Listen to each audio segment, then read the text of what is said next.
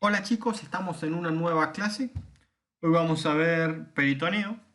Decimos que es una membrana serosa que va a tapizar las paredes del abdomen y a su vez también la superficie externa de todas las vísceras que están contenidas dentro de ella. Esta va a tener dos hojas, digamos.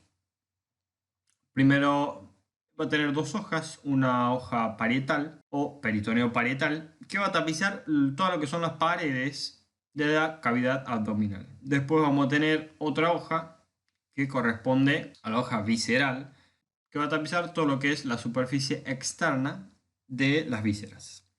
A su vez, como podemos ver acá, es una misma hoja la que va tapizando todas estas estructuras y se va continuando la una con la otra. Por lo que decimos entonces que es una membrana continua. Bueno, entonces, en resumidas cuentas, cuando hablamos del peritoneo, decimos que sus funciones son asegurar el sostén de los órganos, ya que los fija, como acabamos de ver, a la pared abdominal. Después, por otro lado, facilita el deslizamiento de unos órganos sobre otros, por lo tanto, no permite que haya fricción entre ellos, gracias a lo que le da su nombre, digamos, serosa, por el fluido, digamos, seroso que lubrica todas estas estructuras y, bueno, permite que se puedan deslizar. Después, por otro lado, vamos a tener que protege a los órganos aislando el foco infeccioso. ¿Cómo funciona esto? Mediante todas las células, digamos, inmunológicas que posee este tejido que proliferan al haber un foco infeccioso y por otro lado también todos los GAGs, glucoproteínas y sustancia amorfa que actúa como barrera en el caso de reacciones inflamatorias.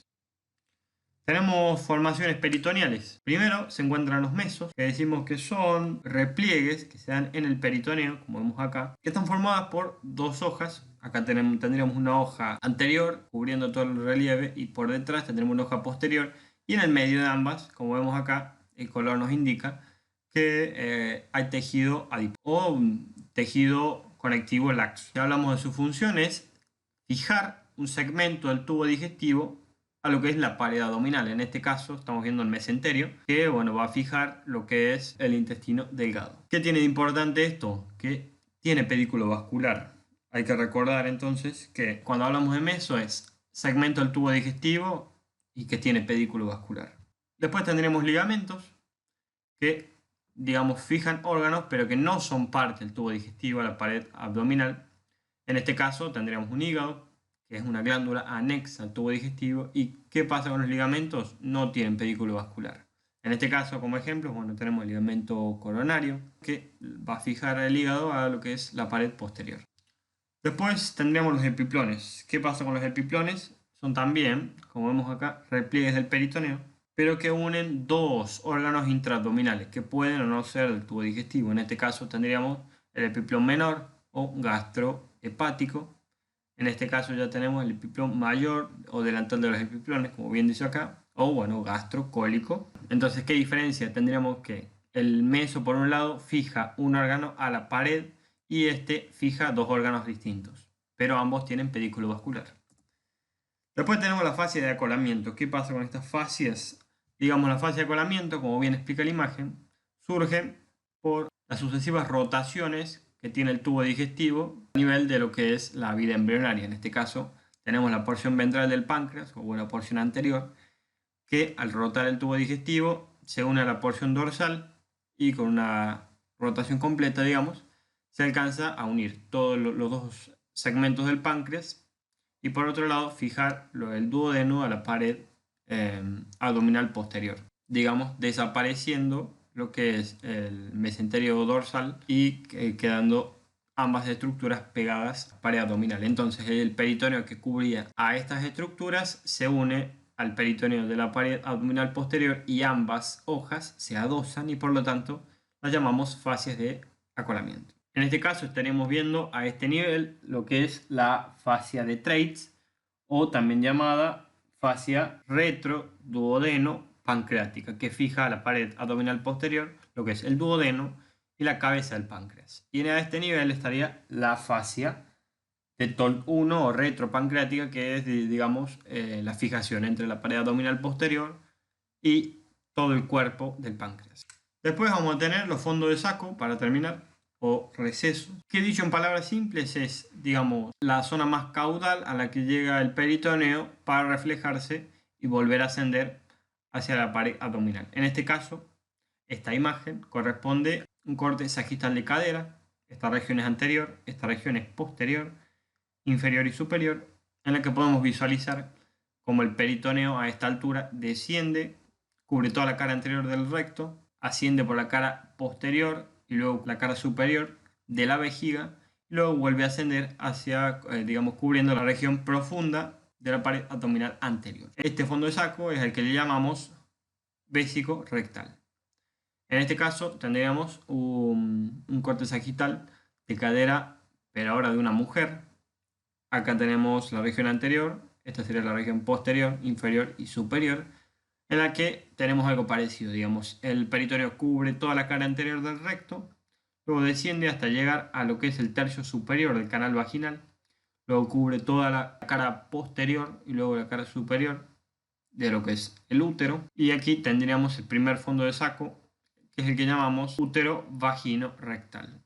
Y aquí a este nivel tendríamos otro fondo de saco, que digamos, al de cubrir toda la cara anterior del útero y luego cubrir toda la cara superior de la vejiga, se forma un nuevo fondo de saco, que es el fondo de saco vésico uterino.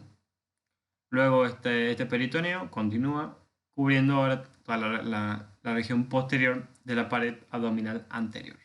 Bien, aquí tendríamos una vista global de lo que es el peritoneo, en la que vamos a ver que existen dos regiones diferenciadas. A este nivel tendríamos lo que es toda la cavidad del peritoneo común, y esta región, mucho más pequeña, está encerrada entre las vísceras, correspondería a lo que es la transcavidad de los epiplones. Entonces ahora vamos a hacer una descripción de manera global y didáctica para que se entienda bien de cuál es el recorrido del peritoneo común. Vamos a comenzar a nivel del ombligo.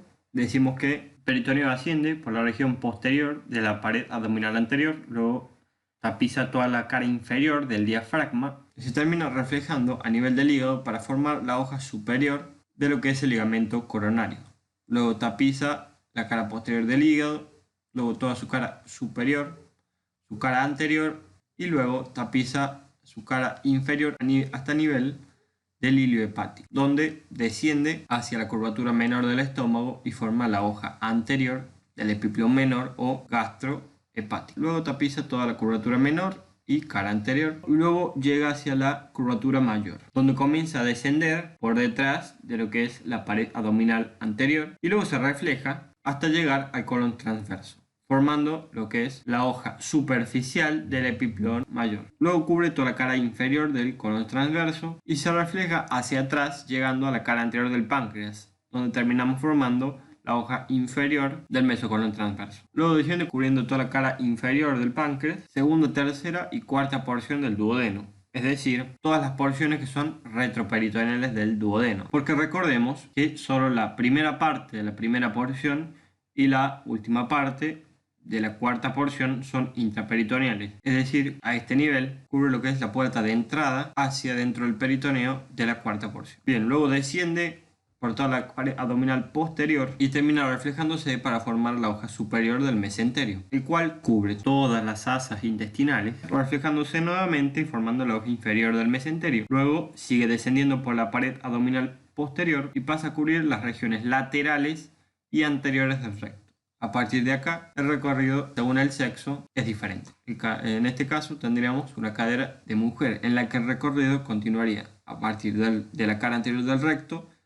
Hay una depresión del peritoneo que vuelve a ascender y cubre el tercio superior de la vagina, luego la cara posterior y superior del útero, formando el fondo del saco útero-vagino-rectal. Y luego, este continúa por toda la cara superior y luego anterior del útero, en la que hay una nueva depresión y vuelve a ascender cubriendo la cara posterior y superior de la vejiga, formando un nuevo fondo de saco que va a ser el vésico uterino. Después, este peritoneo va a cubrir toda la cara anterior de la vejiga y va a volver a ascender por la región profunda o posterior de la pared abdominal anterior, llegando hasta el ombligo. En este caso, vamos a tener un corte de un hombre, en el que vamos a tener el mismo recorrido hacia arriba, pero hacia abajo Vamos a cubrir todas las caras laterales del recto, la cara anterior, y va a haber solamente una depresión que va a ascender a nivel de la cara posterior de la vejiga, su cara superior, y luego vamos a volver a ascender hasta el ombligo.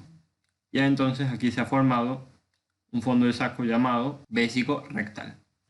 Muy bien, entonces vamos a tener formaciones peritoneales.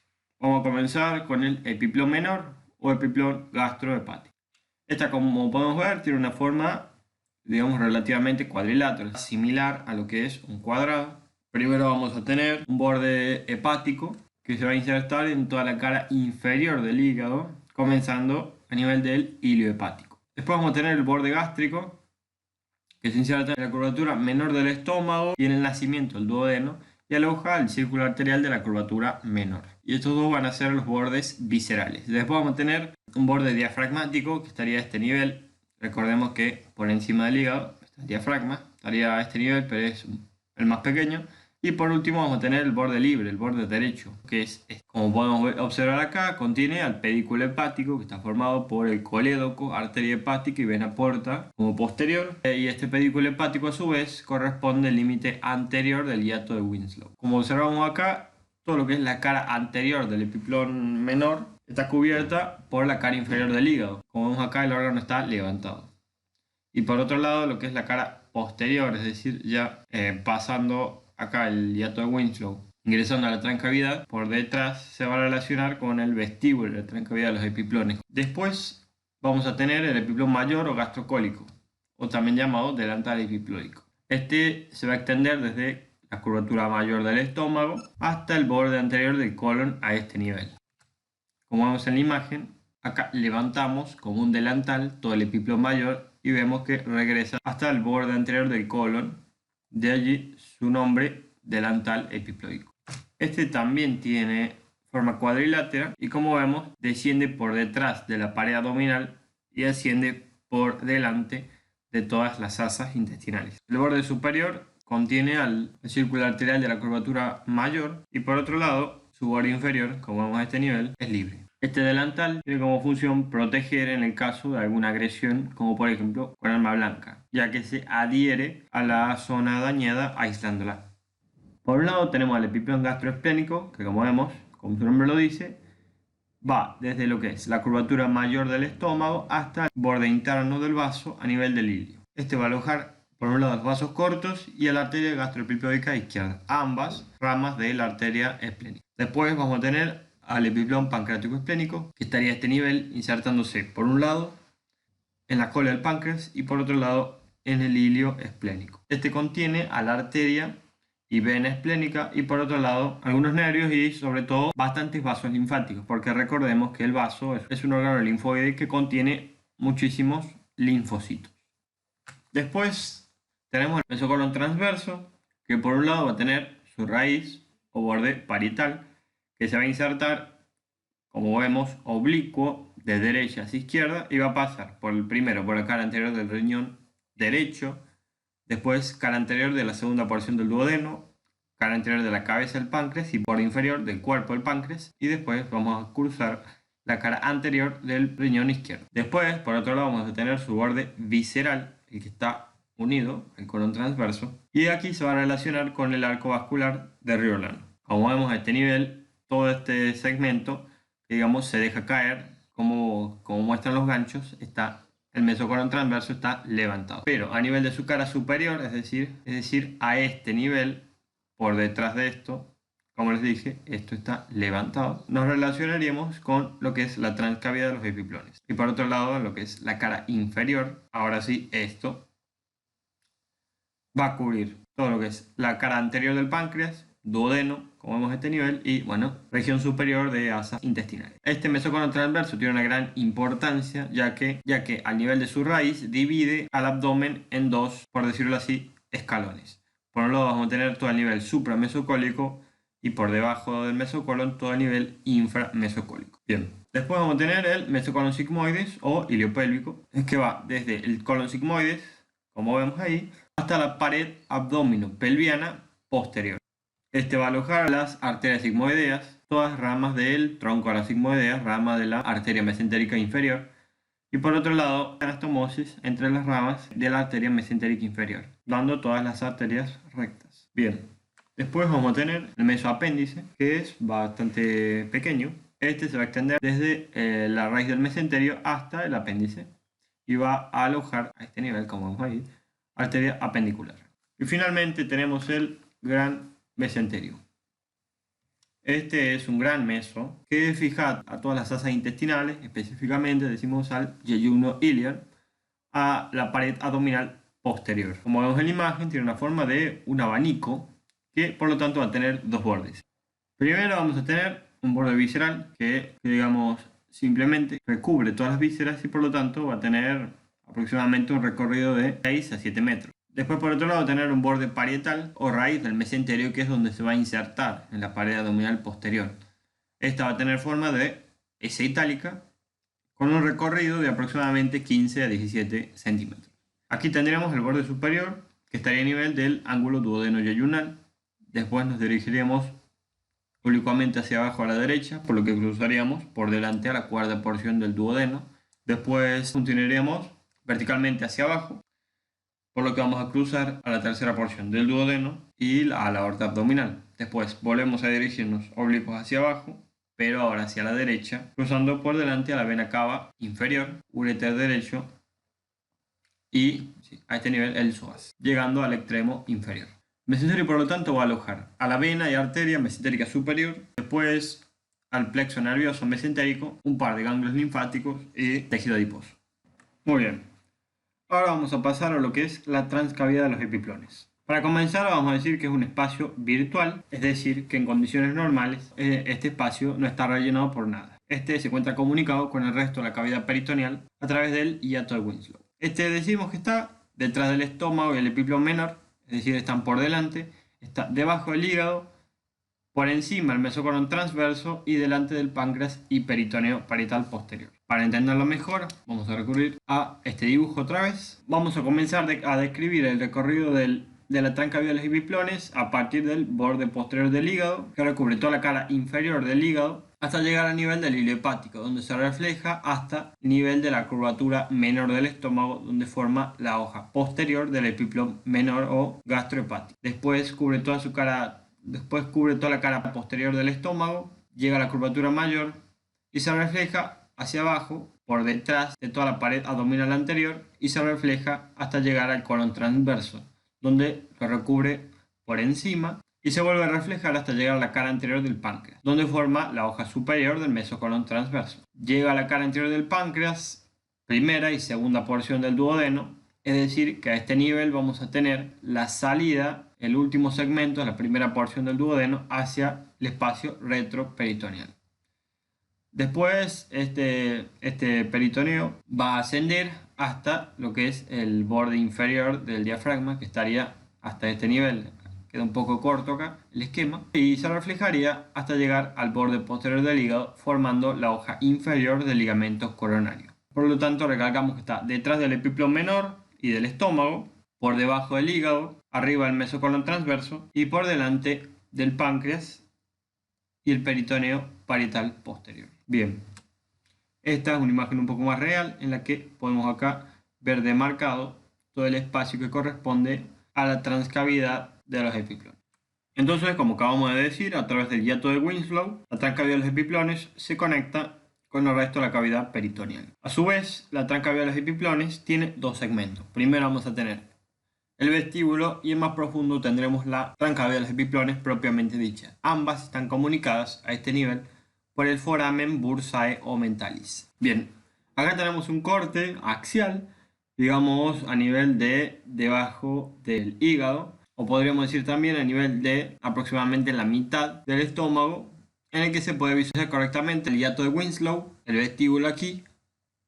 A este nivel tendríamos el foramen bursae o mentalis y la transcavidad propiamente dicha. Primero, el vestíbulo está delimitado hacia adelante por el epiplón menor, hacia atrás por el peritoneo parietal posterior. Recordemos que este es el páncreas y está retroperitoneal. Hacia abajo vamos a encontrar lo que es la cabeza del páncreas y hacia arriba, digamos, el ligamento coronario del hígado. Después vamos a tener la transcavidad propiamente dicha, que va a estar delimitada hacia adelante por la cara posterior del estómago, hacia atrás vamos a encontrar la porción supramesocólica del cuerpo del páncreas. Después, hacia la izquierda, vamos a encontrar hacia adelante primero el epiplón gastroesplénico y hacia atrás el epiplón pancreático esplénico. Hacia abajo nos vamos a encontrar con la cara superior del mesocolon transverso. Recordemos que a este nivel está todo el mesocolon transverso tapado por el delantal de los epiplones. Y hacia arriba limitaríamos con la cara posterior del estómago al nivel del encuentro entre el peritoneo parietal con el visceral. Por otro lado,